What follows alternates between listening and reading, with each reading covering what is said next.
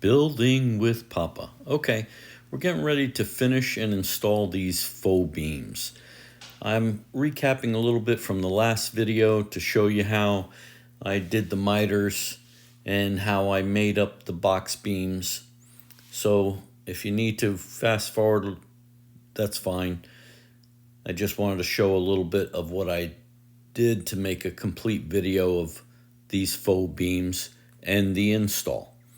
All right, as you can see, we're taping the joints together. You put the 45s, which is 45.5 degrees, and then we glue them and we fold them. I use this strapping tape to hold it together, clamps where I need them, and then I put in these blocks. We glued them, pinned them, and there you go. You have a nice beam. So now we're burnishing the corners with the round edge of the screwdriver. Let it sit for about 2 hours, pull the tape, sand it, and these corners came out absolutely beautiful.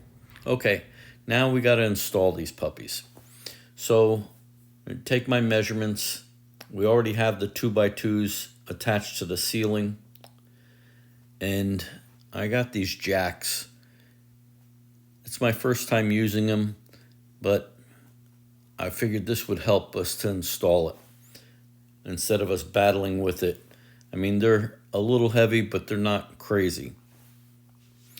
All right, I have my grandson at one end, I'm at the other, and then we're just gonna fit it first to see how well this beam is and if we have to make any cuts or adjustments, and then we're gonna start to finish them. All right, now we're jacking it up into place. Try to go as even as possible because the corner beads are on both ends of this beam. So once we could get past there, we may have a little bit of extra room,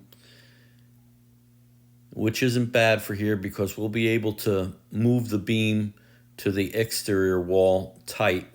And then I have to mud where I had taken out the arches. You can see those videos also.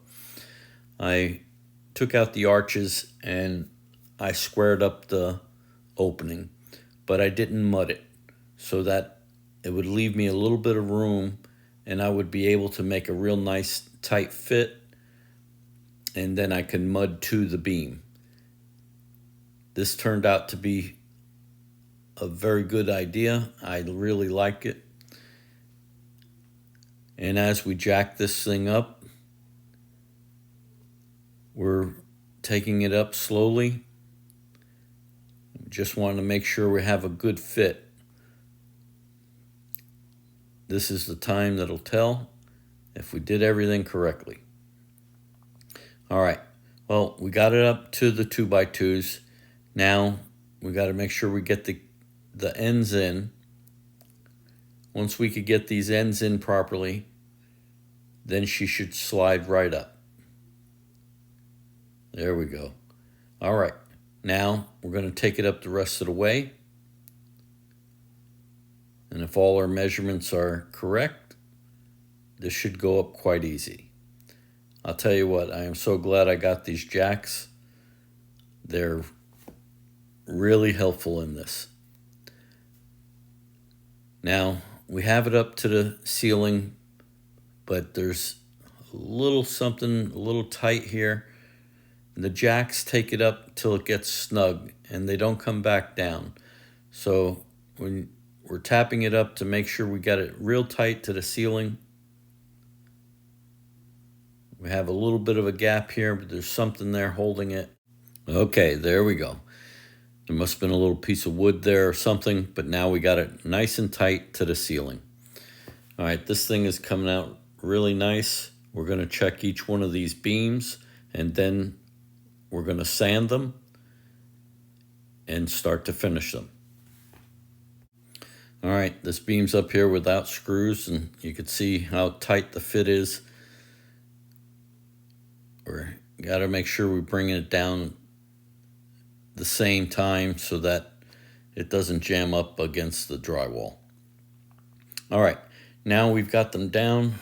we've got them all cut and ready to go. So now we're going to sand them and get them ready for stain. We're running a 120 grit on here and get everything nice and even. And then we run a 220 grit before we apply the stain. We're using a hazelwood stain, and I applied it first with a short nap roller. My grandson's wiping it down. We timed it for 5 minutes that the stain would be on, and he's running it in a circular motion first to get it to blend in, and then wipe it towards the grain, the same direction as the grain. It's looking really good. All right, now we have all of them stained, and now we're getting ready to set them. I'm going through and double checking anything that needs to be rubbed out. This is the time to do it. We let it sit for almost 2 hours between coats. We have 2 coats of stain on these beams right now, and I think they're looking really, really good. All right, now that they're set, they've been drying for almost 2 hours, we're gonna set them. So here we're starting with the middle beam, and we're gonna use the jacks again and bring this thing up. Okay, now once we have it on the scaffold here, we have the opening on one side, so we're able to keep the beam all the way there till we can slide it up against the wall. This really helped out being right at that opening, and these jacks are awesome.